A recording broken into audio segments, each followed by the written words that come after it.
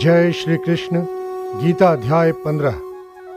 श्री भगवान ने कहा, हे अर्जुन, इस संसार को अविनाशी वृक्ष कहा गया है, जिसकी जड़ें ऊपर की ओर हैं और शाखाएं नीचे की ओर, तथा इस वृक्ष के पत्ते वैदिक स्तोत्र हैं। जो इस अविनाशी वृक्ष को जानता है वही वेदों का जानकार है। इस संसार रूपी वृक्ष की समस्त योनियां रूपी शाखाएं नीचे और ऊपर सभी ओर फैली हुई हैं। इस वृक्ष की शाखाएं प्रकृति के तीनों गुणों द्वारा विकसित होती हैं। इस वृक्ष की इंद्रिय विषय रूपी कोपलें हैं। इस वृक्ष की जड़ों का विस्तार नीचे की ओर भी होता है, जो कि सकाम कर्म रूप से मनुष्यों के लिए फल रूपी बंधन उत्पन्न करती हैं। इस संसार रूपी वृक्ष के वास्तविक स्वरूप का अनुभव इस जगत में नहीं किया जा सकता है, क्योंकि न तो इसका आदि है और न ही इसका अंत है और न ही इसका कोई आधार ही है। अत्यंत दृढ़ता से स्थित इस वृक्ष को केवल वैराग्य रूपी हथियार के द्वारा ही काटा जा सकता है। वैराग्य रूपी हथियार से काटने के बाद मनुष्य को उस परम लक्ष्य परमात्मा के मार्ग की खोज करनी चाहिए, जिस मार्ग पर पहुंचा हुआ मनुष्य इस संसार में फिर कभी वापस नहीं लौटता। फिर मनुष्य को उस परमात्मा के शरणागत हो जाना चाहिए, जिस परमात्मा से इस आदि रहित संसार रूपी वृक्ष की उत्पत्ति और विस्तार होता है।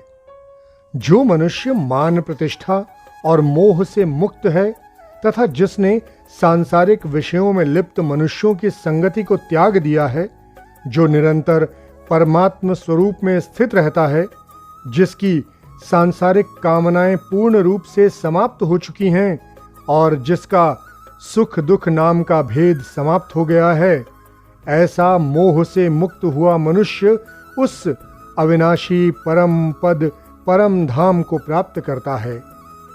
उस परम धाम को न तो सूर्य प्रकाशित करता है, न चंद्रमा प्रकाशित करता है और न ही अग्नि प्रकाशित करती है।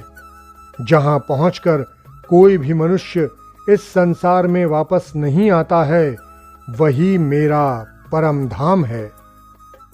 हे अर्जुन, संसार में प्रत्येक शरीर में स्थित जीवात्मा मेरा ही सनातन अंश है, जो कि मन सहित छहों इंद्रियों के द्वारा प्रकृति के अधीन होकर कार्य करता है। शरीर का स्वामी जीवात्मा छहों इंद्रियों के कार्यों को संस्कार रूप में ग्रहण करके एक शरीर का त्याग करके दूसरे शरीर में उसी प्रकार चला जाता है, जिस प्रकार वायु गंध को एक स्थान से ग्रहण करके दूसरे स्थान ले जाती है। इस प्रकार दूसरे शरीर में स्थित होकर जीवात्मा कान, आंख, त्वचा, जीभ, नाक और मन की सहायता से ही विषयों का भोग करता है। जीवात्मा शरीर का किस प्रकार त्याग कर सकती है, किस प्रकार शरीर में स्थित रहती है और किस प्रकार प्रकृति के गुणों के अधीन होकर विषयों का भोग करती है, मूर्ख मनुष्य कभी भी इस प्रक्रिया को नहीं देख पाते हैं। केवल वही मनुष्य देख पाते हैं जिनकी आंखें ज्ञान के प्रकाश से प्रकाशित हो गई हैं। योग के अभ्यास में प्रयत्नशील मनुष्य ही अपने हृदय में स्थित इस आत्मा को देख सकते हैं, किंतु जो मनुष्य योग के अभ्यास में नहीं लगे हैं, ऐसे अज्ञानी प्रयत्न करते रहने पर भी इस आत्मा को नहीं देख पाते हैं। हे अर्जुन, जो प्रकाश सूर्य में स्थित है, जिससे समस्त संसार प्रकाशित होता है, जो प्रकाश चंद्रमा में स्थित है और जो प्रकाश अग्नि में स्थित है, उस प्रकाश को तुम मुझसे ही उत्पन्न हुआ समझो। मैं ही प्रत्येक लोक में प्रवेश करके अपनी शक्ति से सभी प्राणियों को धारण करता हूँ और मैं ही चंद्रमा के रूप से वनस्पतियों में जीवन रस बनकर समस्त प्राणियों का पोषण करता हूँ। मैं ही पाचन अग्नि के रूप में समस्त जीवों के शरीर में स्थित रहता हूँ। मैं ही प्राण वायु और अपान वायु को संतुलित रखते हुए 4 प्रकार के चबाने वाले, पीने वाले, चाटने वाले और चूसने वाले अन्नों को पचाता हूँ। मैं ही समस्त जीवों के हृदय में आत्मा रूप में स्थित हूँ। मेरे द्वारा ही जीव को वास्तविक स्वरूप की स्मृति, विस्मृति और ज्ञान होता है। मैं ही समस्त वेदों के द्वारा जानने योग्य हूँ। मुझसे ही समस्त वेद उत्पन्न होते हैं और मैं ही समस्त वेदों को जानने वाला हूँ।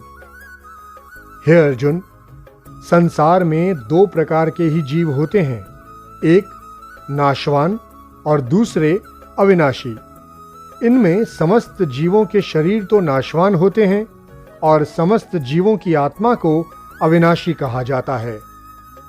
परंतु इन दोनों के अतिरिक्त एक श्रेष्ठ पुरुष है जिसे परमात्मा कहा जाता है। वो अविनाशी भगवान तीनों लोकों में प्रवेश करके सभी प्राणियों का भरण पोषण करता है। क्योंकि मैं ही विनाशी और अविनाशी दोनों से परे स्थित सर्वोत्तम हूँ, इसीलिए संसार में तथा वेदों में पुरुषोत्तम रूप में विख्यात हूँ। हे भरतवंशी अर्जुन, जो मनुष्य इस प्रकार मुझको संशय रहित होकर भगवान रूप से जानता है, वो मनुष्य मुझे ही सब कुछ जानकर सभी प्रकार से मेरी ही भक्ति करता है। हे निष्पाप अर्जुन, इस प्रकार ये शास्त्रों का अति गोपनीय रहस्य मेरे द्वारा कहा गया है। हे भरतवंशी, जो मनुष्य इस परम ज्ञान को इसी प्रकार से समझता है, वो बुद्धिमान हो जाता है और उसके सभी प्रयत्न पूर्ण हो जाते हैं। गीता का 15वां अध्याय समाप्त। जय श्री कृष्ण।